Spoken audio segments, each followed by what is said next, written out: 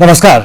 एक नया दिन और सीधी बात का एक नया अंक लेकर मैं विवेक सूरी एक बार फिर आप सभी का स्वागत करता हूं। दोस्तों, अपने इस कार्यक्रम सीधी बात के माध्यम से हमारा हमेशा से ये प्रयास रहा है कि उन बर्निंग इश्यूज को, उन ज्वलंत मुद्दों को उठाकर आपके सामने लाया जाए जिनका ताल्लुक मेरी, आपकी, हम सबकी जिंदगियों से जुड़ा हुआ है, और सीधी बात के माध्यम से एक सीधा संवाद, एक कम्युनिकेशन स्थापित कर बेहतर समाधान की तरफ अग्रसर हो सके। दोस्तों, इसमें कोई दो राय नहीं है कि पिछले कुछ सालों से लगातार, खासकर मेडिकल क्षेत्र की अगर बात करें तो कोविड एक चुनौती बनकर उभरा है, लेकिन इसमें भी कोई दो राय नहीं है कि उन चुनौतियों को पार करके हमें हमेशा आगे बढ़ते आए हैं। और आज कोविड के बाद कहीं ना कहीं एक जिंदगी दोबारा से रफ्तार पकड़ रही है, लेकिन कोविड के एक नए वेरिएंट ने जो आहट दी है पूरे विश्व में और भारतवर्ष में भी कहीं ना कहीं चिंताओं की रेखाएं माथे पर निश्चित तौर पर आ रही है। जी हाँ, मैं बात कर रहा हूं कोविड के नए वेरिएंट GN1 की, जिसके केसेस भी सामने आ रहे हैं, जिसको लेकर जो हेल्थ डिपार्टमेंट है, हेल्थ मिनिस्ट्री है केंद्र की, विभिन्न राज्यों की उन्होंने एडवाइजरी भी जारी की है। कितना वेरिएंट ऑफ कंसर्न ये नया वेरिएंट कोविड का है, और खासकर जम्मू कश्मीर में के संदर्भ में अगर बात करें तो कितनी तत्पर इस वक्त जो कंसर्न महकमे हैं, डायरेक्टरेट ऑफ हेल्थ सर्विसेज है, गवर्नमेंट मेडिकल कॉलेजेस हैं, कितना इससे पार पाने के लिए तैयार बैठी हैं। और सबसे महत्वपूर्ण बात, अवेयरनेस की अगर बात करें तो किस प्रकार एक मास अवेयरनेस के माध्यम से हम इस चुनौती को एक बार फिर पार कर सकते हैं। यही आज की सीधी बात पर चर्चा करने के लिए हमारे साथ एक बहुत ही विशिष्ट पैनल मौजूद है, जिनका तारुफ, जिनका परिचय आप सबसे करा दूं। सबसे पहले मेरे एक्सट्रीम राइट साइड पर डॉक्टर राजीव शर्मा जी बैठे हैं, जो किसी तारुफ के मोहताज नहीं है। आप डायरेक्टर हैं directorate of health services Jammu, और जब से इन्होंने पदभार संभाला है कहीं ना कहीं एक रफ्तार विभाग ने, इनके डायरेक्टरेट ने पकड़ी है। इनके बिल्कुल साथ में बैठे हैं डॉक्टर संदीप डोगरा जी, जो head of the department of microbiology, government medical college Jammu. और जब से कोविड ने दस्तक दी थी तब से निरंतर डॉक्टर संदीप का सहयोग हमें मिलता आ रहा है एक जन चेतना पैदा करने में। मेरे एक्सट्रीम लेफ्ट साइड पर सर्वप्रथम रोटेरियन अदीप मेहता जी बैठे हैं, जो डिस्ट्रिक्ट चेयर हैं 3070। पिछले कई सालों से रोटरी के माध्यम से जनहित सेवाएं आप करते आए हैं। और इनके बिल्कुल साथ में बैठी हैं मैम गुरजीत कौर जी, जो एक शिक्षाविद भी हैं, और एक सिविल सोसाइटी की यहाँ पर आप रिप्रेजेंटेशन कर रही हैं कि एक अवेयरनेस के माध्यम से इसको हम पार कर सकेंगे। आप सभी का हमारे कार्यक्रम में स्वागत। डॉक्टर राजीव शर्मा जी, मैं शुरुआत आपसे करना चाहूँगा, कितना तत्पर हमारा स्वास्थ्य विभाग है, क्योंकि एक नई चिंता हमारे सामने आ गई है सर। सुवेक जी, सबसे पहले तो I would like to wish my viewers, आपके व्यूअर्स को happy new year, and I hope it stays happy. Covid का ज़्यादा हमें नहीं सामना करना पड़े। थोड़ा सा briefly I would like to sort of tell you कि जो ये JN.1 वेरिएंट है जो इस वक्त दस्तक दे रहा है इंडिया में भी, basically it started in US। सो 23 सितंबर को पहला केस नोट हुआ था, वहाँ पर काफ़ी ज़्यादा केसेस हो रहे हैं। बट इन इंडिया इस वक्त जो प्रेजेंटली एक्टिव केसेस हैं 4,000 कुछ हैं, 4,000 एक्टिव केसेस ऑफ कोविड, उसमें से 600 something are JN.1, 619 to be exact. ये जो कल की फिगर्स हैं they are JN.1 variant. But most of these cases, in fact I would like to say कि तकरीबन more than 90% of these cases ये जो हैं ये होम आइसोलेटेड हैं। होम आइसोलेटेड मतलब कि सीवियर केसेस नहीं है, हॉस्पिटलाइजेशंस कम हुई है, और जो पहले कोविड के जो वेव्स में देखा गया था लंग्स की इन्वॉल्वमेंट, फैटलिटीज़ इतनी ज़्यादा इस बार नहीं है, बहुत कम है। फैटलिटीज़ हुई हैं, बहुत कम है। अगर हम अपनी स्टेट का लें तो इस वक्त हमारी स्टेट में कुल जो कल शाम तक की फिगर थी, we have only 7 positive cases. इसमें से 4 जो हैं कश्मीर डिवीज़न में हैं और 3 जो हैं हमारी जम्मू डिवीज़न में। 7 के 7 केसेस होम आइसोलेटेड हैं and they are doing well, और कोई कॉम्प्लिकेशन नोट नहीं की है। हॉस्पिटलाइजेशन अभी तक हमारे JNK में कोई नहीं हुई है। हमारे जो टेस्टिंग हो रही है, जो सेंटर की गाइडलाइंस हमें आई हैं, उस हिसाब से हम लोग कर रहे हैं। वी आर नॉट जैसे पहली वेव में सबको कर रहे थे हम टेस्ट, उस हिसाब से हमें नहीं अभी हिदायत आई हैं। हम लोग सिर्फ जो ILI केसेस होते हैं, इन्फ्लुएंजा लाइक इलनेसेस, और सीवियर एक्यूट रेस्पिरेटरी इन्फेक्शन के जो पेशेंट्स हैं उनकी टेस्टिंग्स कर रहे हैं हम। तो वो भी तकरीबन हम 500 से 600 टेस्ट कर रहे हैं पूरी लाइक हमारे डिविजन्स में। And I be happy to inform you कि अभी तक हमारा कोई ऐसी सिवियरिटी नहीं नोट की गई है। डॉक्टर साहब, जैसे आपने पूरा तफसील दिया कि जम्मू कश्मीर अभी उतनी बड़ी चुनौती हमारे सामने नहीं है। 7 केसेस का आपने जिक्र किया पूरे जम्मू कश्मीर में एक्टिव हैं। डॉक्टर संदीप, मैं आपकी तरफ आना चाहूँगा। जो तस्वीर हमारे सामने है और कोविड की जो स्टार्टिंग की अगर बात करें, जो लगातार वेव्स और एक बड़ी चुनौती जो वो दौर भी हमने देखा है, फैटलिटी काफ़ी रही है और you are part of those awareness drive जो हमने यहाँ पर इस चैनल के माध्यम से, इस कार्यक्रम के माध्यम से की थी। वर्तमान में JN.1 वेरिएंट की अगर बात करें, क्या कहेंगे इसके बारे में?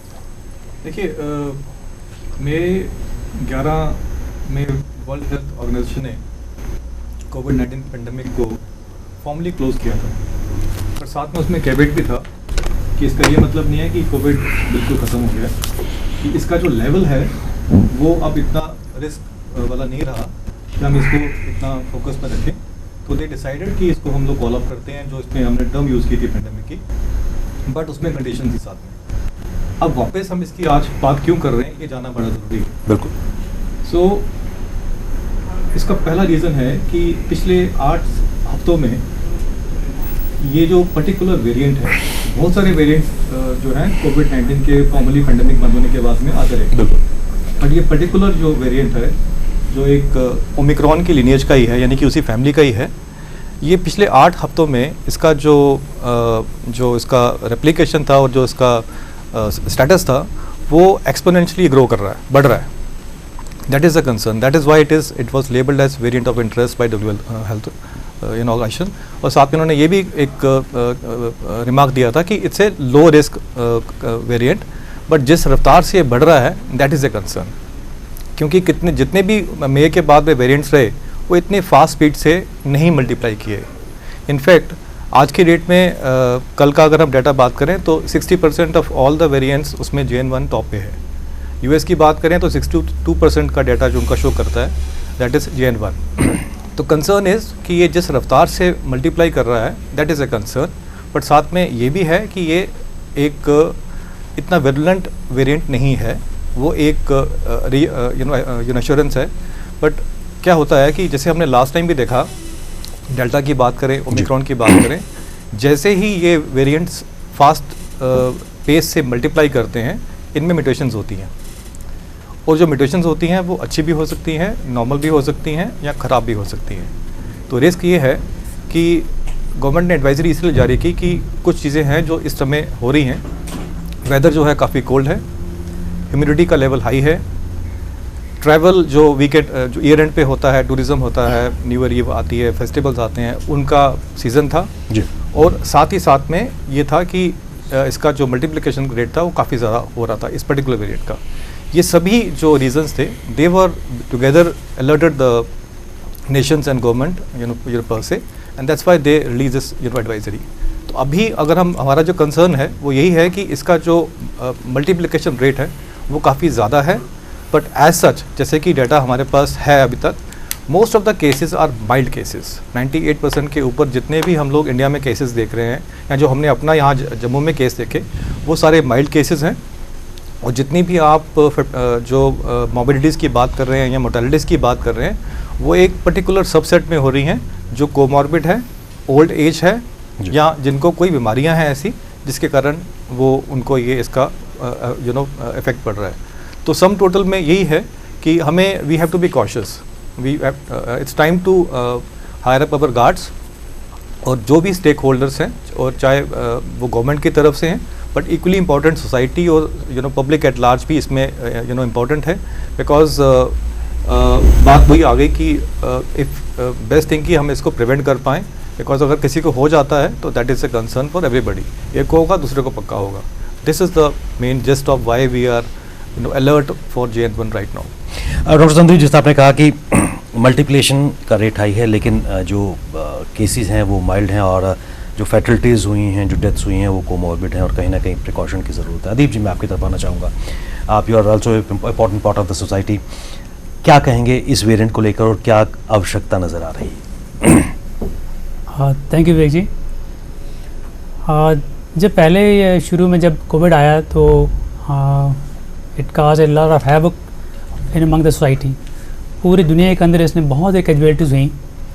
तो हम लोगों ने we all tried a level best, whether it is the governments और द नॉन गवर्नमेंट NGOs, जैसे हमारी है रोटरी इंटरनेशनल। और इसमें हमारे पूरी दुनिया में 14 लाख वॉलंटियर्स हैं। हमारा पर्पज़ यही था कि भाई गवर्नमेंट के साथ, समाज के साथ मिल के हम इस मुसीबत का कुछ सोल्यूशन ढूंढें, इसमें पार्टिसिपेट करें। जैसे संदीप जी ने कहा, इट्स एवॉल्विंग वायरस। एवोल्यूशन तो is part of the whole world, कहीं ना कहीं होती रहती है। सो एवोल्यूशन जैसे आपने कहा कि इवॉल्विंग है, इसका म्यूटेशन हो रही है, इट्स गुड और it's bad. It can be इधर गुड और it can be bad for us. पिछले उस जंग में हम लोगों ने जब इसको लड़ा, चाहे वो लोगों को खाना प्रोवाइड किया या इसकी मास्क दिए और चीज़ें प्रोवाइड की, तो इससे बचा जाए। इस बार जो हम सोच रहे हैं कि जो से J1 आ रहा है, we should be more active in communicating it's with the people how to contain it. इसको आगे बढ़ना ना दिया जाए। जैसे डॉक्टर ने कहा कि it's a very very dangerous at the moment, बड़ा ख़तरनाक सा ये वायरस है, बढ़ सकता है। अभी तक तो इसका ऐसा कोई हमें लगा नहीं है, बट हम रोटरी ने इस to handle this issue pandemic को $400 मिलियन इरमा कर दिए पूरी दुनिया के अंदर। और अपनी जो हमारी वर्क फोर्स है रोटरी इंटरनेशनल की ऑल ओवर इंडिया और हर जगह दुनिया में, हर शहर में, we have this funding with us so that we can handle this minus the vaccine. Utilize, use this amount of money in communicating with people how to eradicate this, how to stop it, how to get out of the escape from this. जैसे आप सब जानते भी होंगे कि pandemics are a major concern with Rotary International. पूरी दुनिया के अंदर जब पोलियो हुआ तो पोलियो को ख़त्म करने में बड़े प्राउडली कहते हैं कि it's Rotary's big role as we fund WHO and all other for the vaccines. और आज हम बड़े प्राउडली एक पहनते हैं एंड पोलियो पिन पहनते हैं, इसलिए कि हम लोगों को फ़ख्र हो रहा है कि बारिंग 1 और 2 कंट्रीज़ ये हमने ख़त्म कर दिया। और हमने प्लेज कर लिया है कि हम इस वायरस को भी सेहत नहीं उठाने देंगे, नो मैटर वट इज़। हम shoulder to shoulder with medical authorities रहेंगे और इसको हम कंटेन करने में पूरी मदद करेंगे। जिस आपने कहा कि अवेयरनेस की ज़रूरत है, उसके लिए रोटरी काम कर रही है। मैम आपकी तरफ आना चाहूँगा।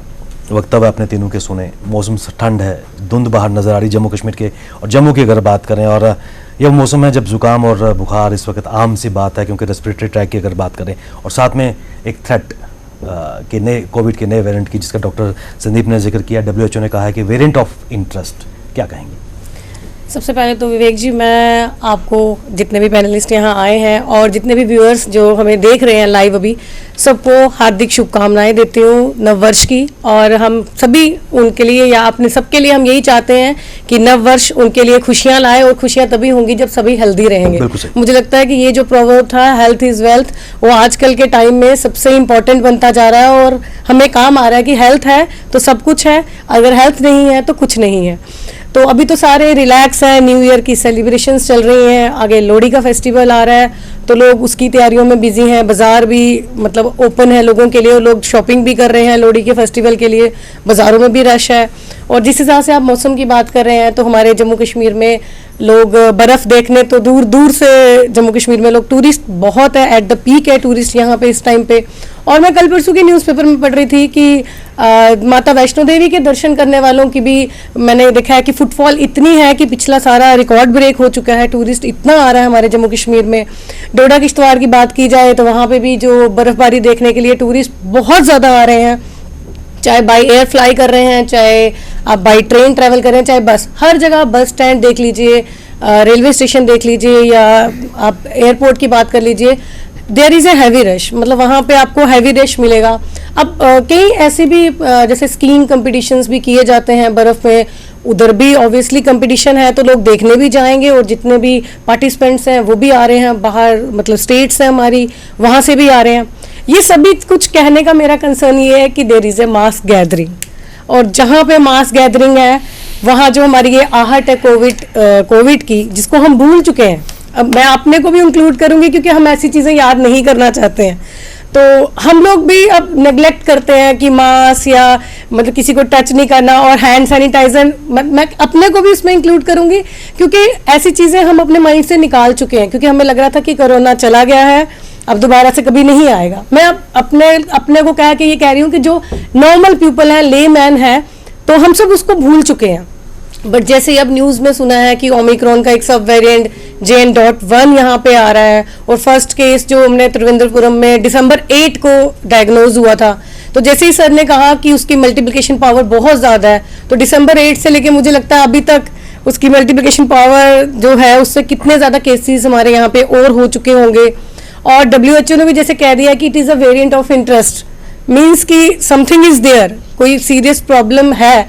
जैसे कह रहे हैं कि वो फेटल नहीं है, बट मल्टीप्लिकेशन पावर इतनी है कि क्या पता हमारे पास इतनी फैसिलिटीज़ हैं कि एकदम से अगर वो मल्टीप्लाई होके आ जाता है, और हमारे पास बड़े सारे पेशेंट्स हैं, क्योंकि पहले तो हमने वार फ्रंट पे उसको ले लिया था और इतने सारे मेडिकल फैसिलिटीज़ कर लिए थे, बट मुझे लगता है अब हम भी, हमारे गवर्नमेंट भी मतलब रिलैक्स है उसके लिए, मतलब रेडी नहीं है। आई थिंक, पता नहीं अब अंदर से क्या रेडीनेस है, मुझे लगता है कि जैसे हम रिलैक्स हैं, गवर्नमेंट भी रिलैक्स हो चुकी है।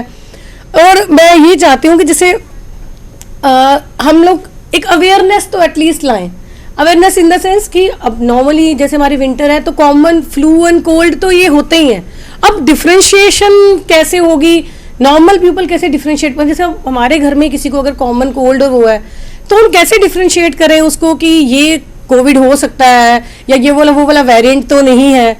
मतलब अवेयरनेस इसके लिए बहुत ज़रूरी है एक तो। और मैं कह रही हूँ कि जैसे मैं इसलिए टूरिस्ट का जिक्र किया था क्योंकि टेस्टिंग उस लेवल पे मुझे लगता नहीं है कि एयरपोर्ट्स पे या बस स्टैंड पे या ऐसी कोई भी हो रही है, और इस टाइम पे हमारे जम्मू कश्मीर में टूरिस्ट पीक पे होता है, और कहाँ कहाँ की कौन सी स्टेट से हमारे पास लोग आ रहे हैं हमें उनका नहीं पता। तो उसके लिए हमारी सरकार क्या कर रही है, हमें सेफ्टी कितनी है जम्मू कश्मीर के लोगों को, ये मैं गुरु जी आपने कुछ कंसर्न उठाए हैं, डॉक्टर साहब मैं आना चाहूंगा, लेकिन एक एश्योरेंस मैं भी देता हूँ कि जो कोविड की जंग थी उससे बहुत कुछ सीखने को मिला है, इंफ्रास्ट्रक्चर बहुत डेवलप हुआ है। डॉक्टर जी, मैम के लिए मैं कुछ एक दो बातें बताना चाहूँगा, like she has raised some concern. एक तो जैसे डॉक्टर संदीप ने भी बोला कि इसकी मल्टीप्लिकेशन बहुत तेज़ है, तो I think we should not be very bothered about that, because अगर जैसे इंडिया में पहला केस जैसे दिसंबर में कहीं रिपोर्ट हुआ है, तो एक महीने के अंदर we have only 4000 active cases. So I think कि इतना तेज़ी से इंडिया में मल्टीप्लाई नहीं हो रहा है, ये मे बी JN.1 कम है, more that may be one reason, because अगर जैसे पहली वेव्स में देखा गया है with in days it use to sort of सुबह उठ के पेपर में पढ़ते थे कल 2000 था, आज 8000 हो गए, so it was like that. तो एक तो मैम आपको concern like there is nothing to be alarmed about this, एक चीज़। दूसरा आपने कहा कि हम लोग रिलैक्सड हैं, ऐसा बिल्कुल आपको नहीं पता है, बट हम लोग वी हैव जैसे हम कहते हैं braced up our laziness, exactly.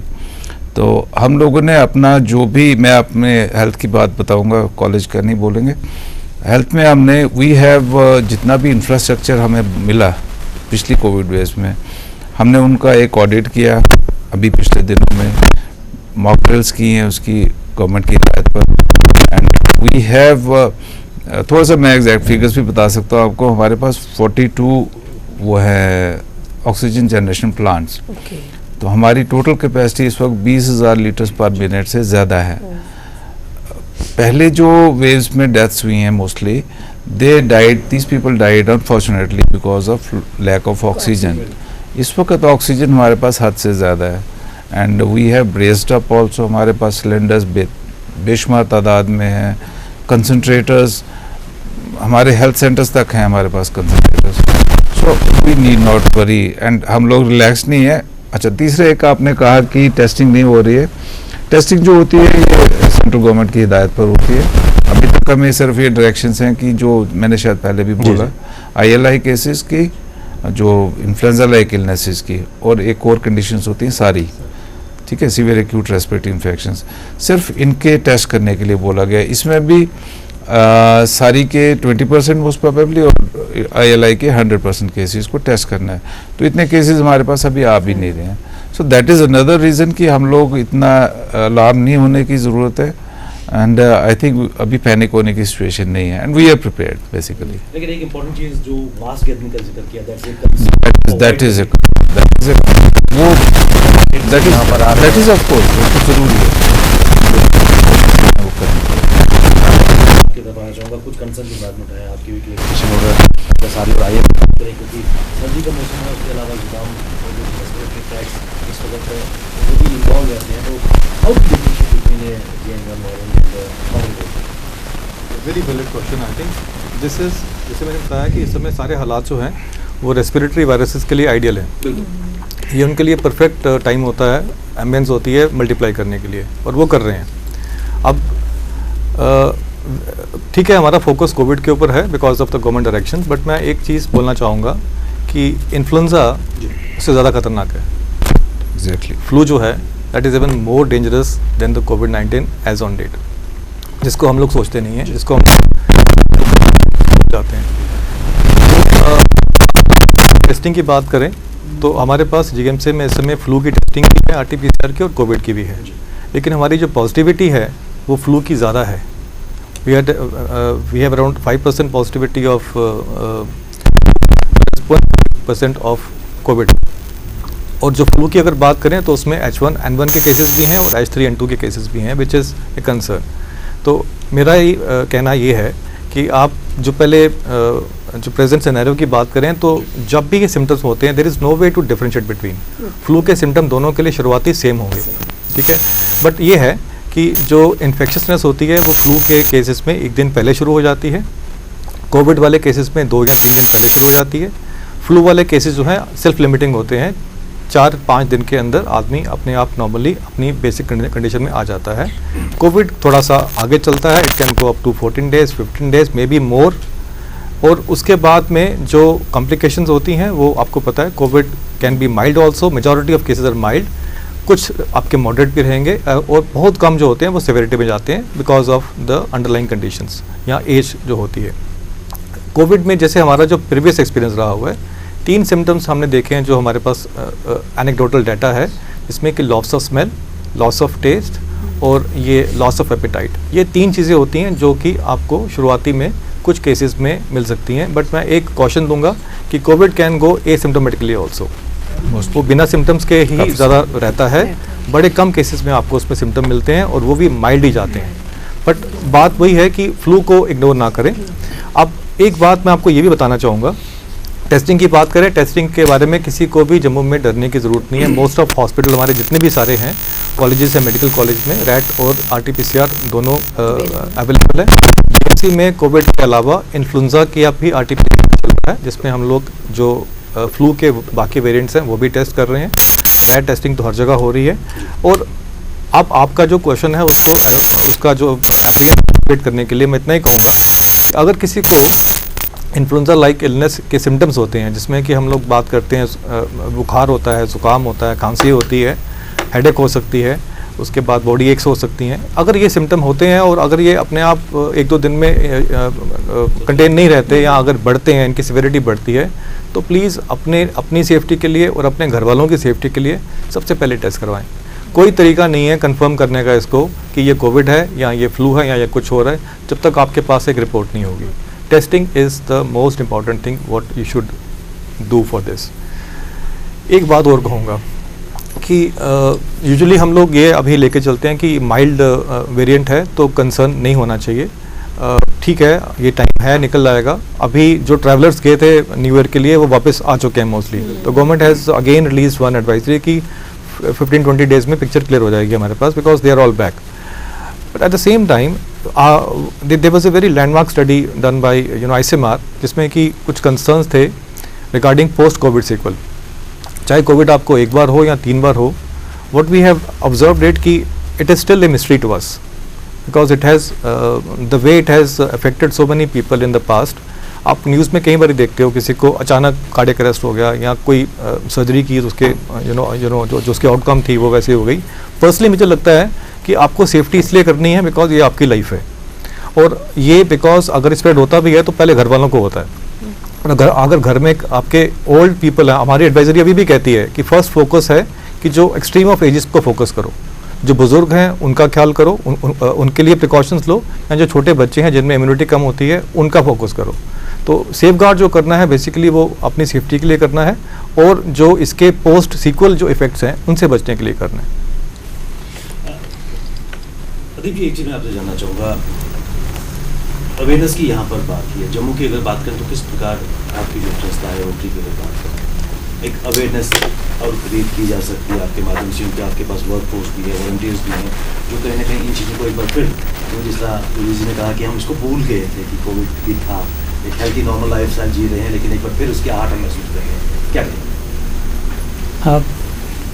विवेक जी, हम लोगों ने एक रोटरी के तरफ से एक पेंडेमिक एक्शन प्लान बनाया हुआ है। वी अंडरस्टैंड कि ये चीज़ें बार बार आ भी सकती हैं, तो इसको एक बार हुई जब हम अनअवेयर थे, और अब हम इस अवेयर हैं तो इसको हम कैसे कंटेन करें। तो उसमें जैसे हमने we call it 5 buckets, 5 areas of operation.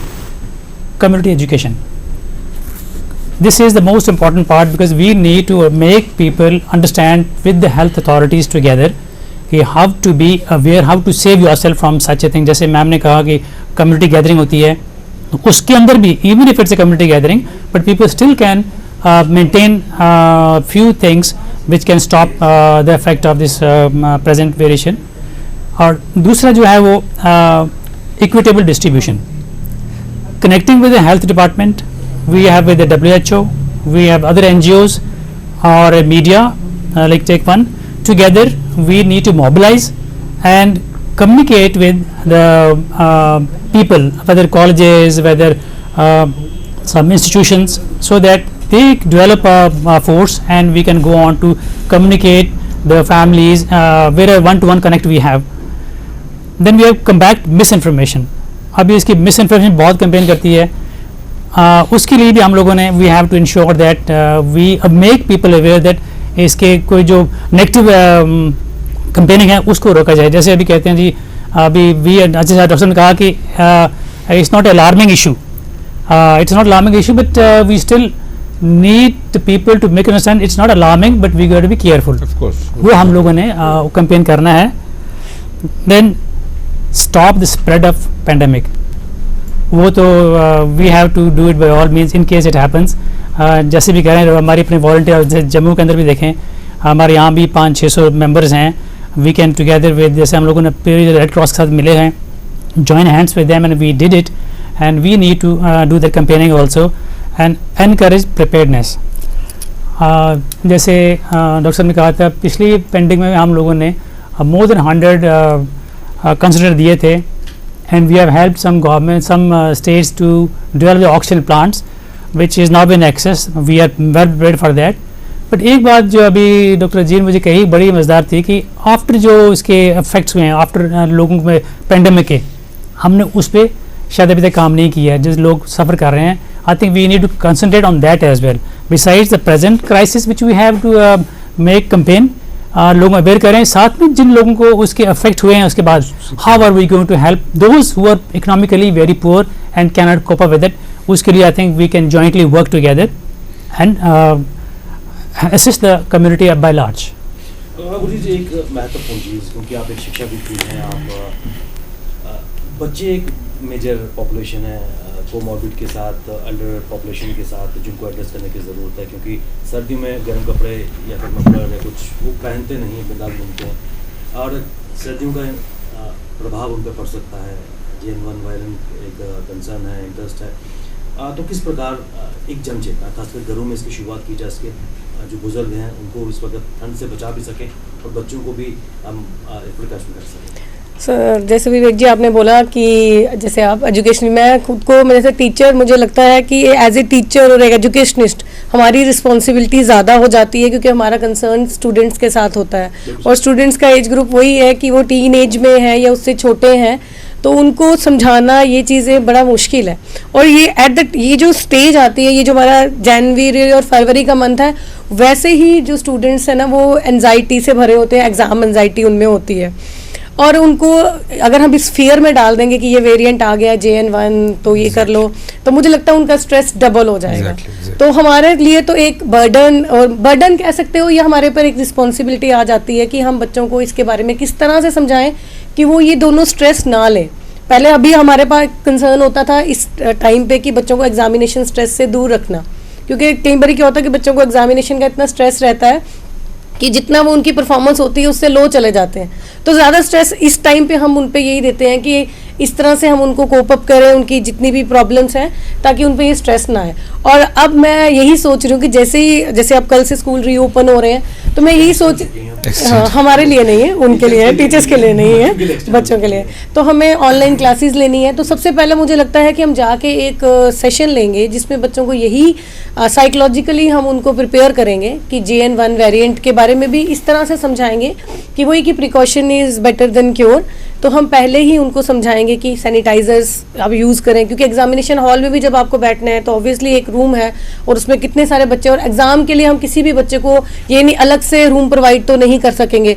तो मुझे लगता है मास्क एक मतलब ऑप्शन हमारे पास रहेगी कि अगर किसी को फ्लू एंड इन्फ्लुएंजा जैसे कुछ भी प्रॉब्लम है तो हम बोलेंगे कॉमन कोल्ड जैसे कोई भी दिखाई देते हैं हमें उन पर सिम्टम, तो हम उनको कहेंगे कि प्लीज़ आप मास्क वेयर कीजिए, या सभी को समझाएंगे कि अगर आपको कोई भी सिम्टम ऐसा लग रहा है तो अगर आपको आना भी है, एग्ज़ाम तो देना है, ये इंपॉर्टेंट चीज़ है, प्री बोर्ड्स भी हैं, तो आप लोग ये है सैनिटाइजर्स का प्रयोग कीजिए। और हम स्कूल अथॉरिटी से, और मैं तो डायरेक्टर स्कूल से भी कहूँगी कि प्लीज़ आप इतना कर दीजिए कि स्कूल एक बारी मतलब सैनिटाइज करवाते रहिए, 1-2 बारी वीकली, या हम कह सकते हैं 15 डेज में एक बारी स्कूल सैनिटाइज हो जाने चाहिए।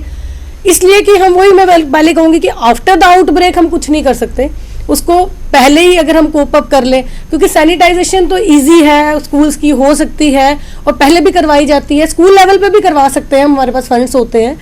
तो हम स्कूल जाके तो हम प्रिंसिपल सर से तो रिक्वेस्ट करेंगे ही कि अगर जैसे ही बच्चों के आने से एक बारी पहले और जैसे ही कोई एग्ज़ाम होता है आफ्टर दैट हम अपनी क्लासरूम सैनिटाइज कर लें, डेस्क सैनिटाइज कर लें, और बच्चों को भी हिदायत दें कि सैनिटाइज करके हैंड्स वगैरह आएँ। और फिर वही कि अब मैं बोलूँगी कि मेन हम उन पे फोकस करेंगे कि उनको साइकोलॉजिकली इफेक्ट ना पड़े, और उनको प्रिकॉशंस के लिए समझाएं कि आपको हेल्दी रहना है तभी आपके एग्जाम अच्छे होंगे। तो मैं कहती हूँ कि एज ए एजुकेशनिस्ट हमारे पास रिस्पॉन्सिबिलिटी ज़्यादा हो गई है इस टाइम पे, क्योंकि ये एग्जाम डेज होते हैं और बच्चों को समझाना बहुत ज़रूरी है। और एक बात तो है कि न्यू एजुकेशन पॉलिसी कहीं ना कहीं स्ट्रेस लेवल डाउन हो गया होगा। डॉक्टर जी, एक चीज़ और मैं जानना चाहूँगा आपसे, इससे पहले डेंगू और चिकनगुनिया एक बड़ी चुनौती था कि जम्मू में लोग अभी भी पोस्ट चिकनगुनिया पेन से गुजर रहे हैं, चाहे हम युवाओं की बात करें, बुजुर्गों की बात करें, they are still feeling the pain the joints and all that. और अब ये इसकी बात करें ग्रामीण क्षेत्रों की अगर बात करें तो किस प्रकार अवेयरनेस पार्ट पर विभाग फोकस कर रहा है ताकि प्रिकॉशन से बचाए, प्रिकॉशन से इस फतेह हासिल की जा सके? It's a very good question in fact I would say. देखिए, हमारी जो अवेयरनेस जो एक्टिविटीज़ होती हैं हम लोग ज़्यादा फोकस करते हैं। जैसे I would talk about my like district के जो हमारे हेल्थ के इंस्टीट्यूशंस हैं, हम लोग एक तो IC एक्टिविटीज़ के थ्रू हम लोग ये करते हैं, काफ़ी सारा प्रचार करते हैं। दूसरा जो हमारे हर हफ्ते में डिस्ट्रिक्ट्स में लाइक देर आर ब्लॉक दिवसेस, हर वेडनेसडेज को ब्लॉक दिवस होते हैं, उसमें हम हमेशा लाइक मेरी तरफ से हमेशा हिदायत जाती हैं कि इन ब्लॉक दिवस वाले ओकेजन्स पर ये वाली एक्टिविटीज़ को लोगों को, कि काफ़ी लोग इकट्ठे हुए होते हैं। अब तो वैसे भी ये विकसित भारत जो स्टार्ट हुआ है इसमें भी काफ़ी लोग आ रहे हैं, तो हमारी जो हेल्थ टीम्स को सबको इंस्ट्रक्शंस गई हुई हैं कि बिसाइड्स अदर थिंग्स, जैसे हम लोग आबा जनरेशन्स की कुछ उसमें एक्टिविटीज़ में इस वक्त और भी कुछ चल रहे हैं, उनके अलावा हम लोगों को हमने मतलब कि इंस्ट्रक्शंस दी हुई हैं कि इन चीज़ों पर भी फोकस करें, कि ताकि लोगों को अवेयरनेस आए कि क्या क्या करना है। कोई ऐसे एंडेमिक पैंडेमिक हो जाते हैं तो इनमें हमने क्या क्या एक्टिविटीज़ करनी है। So we are doing that, basic levels पर हम कर रहे हैं इसको। डॉक्टर संदीप, एक मंत्र यहाँ पर एक बार फिर आया है, टू ब्रेक द चेन, जो पहले भी चलता रहता था, और खासकर हम इसको कॉमन कोल्ड में भी यूज़ कर सकते हैं कि कोई व्यक्ति अगर कोई कॉमन कोल्ड भी है, मास्क पहन के एक तो सर्दी से बच सकता है और जो इन्फेक्शन है उसको भी रोका जा सकता है। किस प्रकार इस अवेयरनेस को और भी कंसंट्रेट तरीके से आगे बढ़ाना? I will just like to add upon sir, इस बार का जो डेंगू सीजन था, I would be very proud to say that there was an excellent coordination between Director Health Services and the medical college, and we had a special ward in the medical college for the extreme cases, sick cases, और medicine department जहाँ paediatric department या director की इनके वहाँ से जो cases आते थे, जो there was 24 hour into 7 testing facility, ELISA की रिपोर्ट सेम डे मिल रही थी, और उस पर्टिकुलर वार्ड में things were so nicely streamlined. So dengue has been maintained very well this time. Chikungunya काफ़ी है, कोई किट्स की कमी नहीं थी, सब टेस्टिंग एकदम परफेक्ट हो रही थी. That was a very good case study for us in this time. दूसरा सर, आपके क्वेश्चन के साथ मैं मैडम का क्वेश्चन जोड़ना चाहूँगा रिगार्डिंग बच्चों के बारे में. I would say only one thing for the public interest. जिसका बच्चा बीमार है, जिसको फ्लू है, उसको स्कूल ना भेजें. Simple, to break the chain. And sir दूसरी बात कि and same thing also for the office also. अगर आप किसी ऐसे ऑफिस में काम करते हैं जिसमें आपको रोज़ 100 लोगों से मिलना है या 200 लोग आपसे मिलने आते हैं, या आप बैंक पे सर्विस करते हैं, किसी ऑफिस में काम करते हैं और आपको अगर फ्लू है तो प्लीज़ आप रेस्ट करें और अपना जो इन्फेक्शस पीरियड है उसमें अपने घर पे रहें और वो भी फैमिली वालों से अलग से रहें. This is the best thing you can do, जिसमें कोई खर्चा भी नहीं है. दूसरा है कि it's a very strong advisory कि फ्लू वैक्सीन जो है इसकी एक स्ट्रॉन्ग रिकमेंडेशन है, ख़ास तौर से जो बुज़ुर्ग लोग हैं, बच्चे हैं और जो प्रेग्नेंट हैं. फ्लू शॉट हर साल नया स्ट्रेन से निकलता है. आइडियल जो रिकमेंडेशंस हैं वो हैं कि अक्टूबर में हम जो भी हाई रिस्क पे हैं, वैसे तो सबके लिए है पर ठीक है कॉस्टली है, तो जो अफोर्ड कर सकते हैं और जो हाई रिस्क पे हैं उनको ये शॉट अक्टूबर के महीने में लगा लेना चाहिए. बिकॉज इसकी भी इम्यूनिटी आते आते 15-20 दिन लग जाते हैं और उसके बाद से आपका विंटर टाइम शुरू हो जाता है. फ्लू शॉट लगाने से आपको फ़ायदा ये है कि अगर आपको फ्लू होता भी है तो माइल्ड सिविरिटी का होगा. आपने देखा होगा इस बार फ्लू भी काफ़ी सिवियर गया है. एक हफ्ता 10-10 दिन तक इसके सिम्टम्स रहे हैं, उसके बाद भी उनके सीक्वल रहते हैं. वही बात है कि अगर ये शॉट, और हम जिससे पूछते थे कि शॉट लगा के लगा नहीं है, आंसर आता था नेगेटिव. सो अगर आप फ्लू शॉट लगा लेंगे तो फ्लू होता भी, वैसे तो होगा नहीं क्योंकि उसकी भी एक अपनी एफिकेसी होती है, बट होगा भी तो माइल्ड होगा, छू के निकल जाएगा. तो it's and that flu shot also confer some degree of advantage to COVID also. Although COVID की वैक्सीन की अभी एडवाइजरी नहीं है बिकॉज प्रेजेंट वैक्सीन जो है वो इस वेरिएंट को कवर नहीं करती है, and we have no answer for this right now. But flu shot I would like to object with CDC की कुछ गाइडलाइंस हैं. दे हैव सेड कि JN.1 is amenable to this vaccine. But अभी sir हमें बोला नहीं है ऐसे लगाने के लिए. सो वी विल जो हमारे पास अवेलेबल है, flu vaccine is available. So strong recommendation कि अगर आपके घर में कोई बुजुर्ग है या कोई हाई रिस्क पेशेंट है, या आप अगर ट्रैवल करते हैं, बाहर जाते हैं, लोगों से मिलते हैं, please get the flu shot. ये भी मुझे लगता है कि काफ़ी बहुत सारे लोगों को इसके बारे में पता है. This is very important because this is the ideal way to break the chain. बिल्कुल संक्षेप में जिस तरह डॉक्टर साहब ने कहा कि विभिन्न ब्लॉक दिवस चलाए जा रहे हैं, वहाँ पर अवेयरनेस की जा रही है, वहाँ पर क्या आवश्यकता है कि एक मास अवेयरनेस टाइप की जा सके? विवेक जी, मैं तो कहूँगी कि अर्बन एरियाज़ में या जैसे हम सिटी के लोगों में ज़्यादा अवेयरनेस है क्योंकि वो नोन है, इंटरनेट से जुड़े हैं. वैसे तो इंटरनेट आजकल रूरल एरियाज़ में भी है, बट कहीं ना कहीं मतलब अर्बन एरिया की कंपैरिजन में देखा जाए तो रूरल एरियाज़ में अभी अवेयरनेस कम है. तो मुझे लगता है जैसे हमारे गवर्नमेंट ने ये जो विकसित भारत अभियान चलाया है, इसके साथ कोई अवेयरनेस कैंप जोड़ के हम अगर रूरल एरिया में ज़्यादा काम इंटेंसिटी, हाँ मतलब इस तरह का कि इसकी अवेयरनेस के अकॉर्डिंग कोविड की अवेयरनेस ज़्यादा फैलाने के लिए इसके संबंध में अगर प्रोग्राम किए जाएँ तो मुझे लगता है रूरल एरियाज़ के लोगों को बेनिफिट होगा, क्योंकि रूरल एरियाज़ की पॉपुलेशन ज़्यादा है हमारे अर्बन एरियाज से.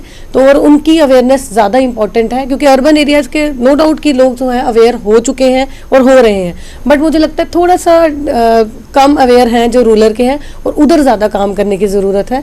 मतलब कोई ना कोई ऐसे अवेयरनेस कैंप या कोई ऐसे ऑफिशियल्स वहाँ जाके कोई कैंप लगाएं ताकि उनकी भी अवेयरनेस हो सके. अभी चलते चलते यहाँ से आगे क्या करेंगे? हम जैसे हमारे यहाँ जम्मू कश्मीर की बात करें तो हमारे यहाँ 22 क्लब हैं डिफरेंट जगह पे, जैसे राजौरी में है, कश्मीर में है, कठुआ में है, सब जगह हैं. पर्पज़ यही है कि वहाँ लोकल एरिया में बैठ के वो लोग कुछ करें. तो इस जो कैंपेन जो हमारी मोस्ट इम्पॉर्टेंट पार्ट है आज की डेट में जो है कि एक campaign instead of the treatment, उसको हम पूरे इसमें हर एक सोसाइटी के अंदर फैलाएं. जैसे स्कूलों में, कॉलेजों में, मैस गैदरिंग्स में, वहाँ उन्हें कैंपेन के लिए हम कुछ आगे करें. Doctor Rajiv sir, your message to the public regarding this variant of interest. Sir, I am not an alarmist. Basic मेरा नेचर ऐसा है कि सबसे पहले तो पैनिक नहीं करना है. This is very important. Like I can sort of assure you के पिछली वेव्स में जो डेथ्स हुई हैं उसमें काफ़ी सारी डेथ्स शायद पैनिक की वजह से भी हुई होंगी. लोग डर गए थे. I think he will bear with me.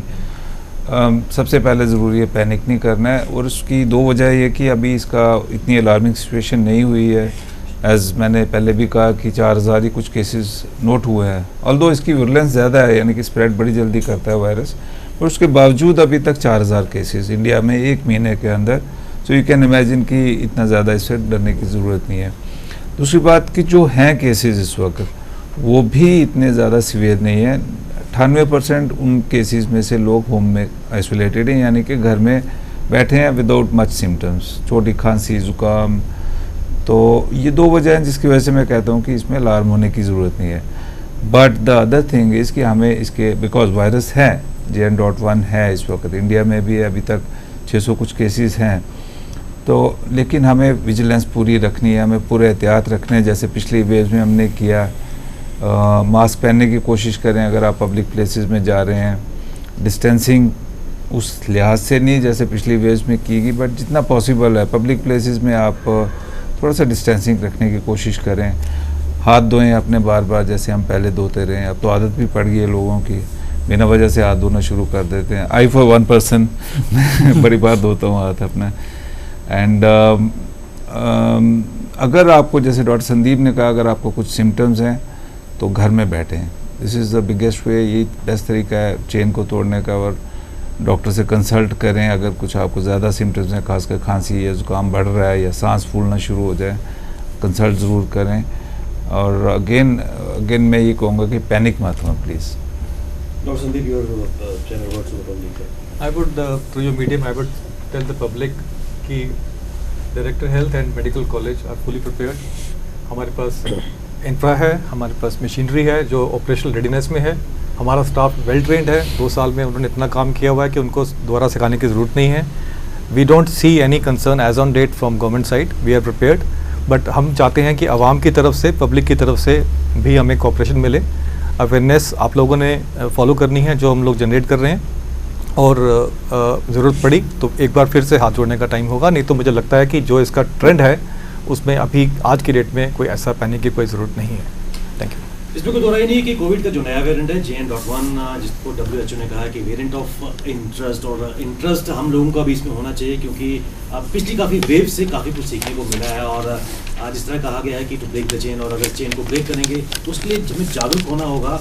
और इस सर्दी के मौसम में सिम्टम्स जो आम फ्लू के हैं कहीं ना कहीं मिलते हैं। ज़रूरत इस बात की है कि जो भी कहीं ना कॉमन कोल्ड से गुजर रहा है, मास्क का प्रयोग करें, सैनिटाइजर का प्रयोग करें, और अगर बाहर जाने की आवश्यकता है तो प्रिकॉशन लेके बढ़ जाए ताकि कॉमन कोल्ड भी कहीं ना कहीं ना फैले। और जो नई वेरिएंट है कोविड को मल्टीप्लाई काफ़ी तेज़ हो रही है, लेकिन जो इसका केसेस हैं माइल्ड हैं और कोमॉर्बिड फैटलिटीज़ हुई हैं। ज़रूरत इस बात की है कि इस पर इंटरेस्ट बनाए रखें, लेकिन अवेयर रहें ताकि न केवल अपने परिवार के लिए बल्कि अपने सोसाइटी मोहल्ले के लिए, अपनी रियासत, केंद्र शासित प्रदेश और पूरे भारतवर्ष के लिए इस चेन को ब्रेक करने के लिए हम सबको आगे आना होगा।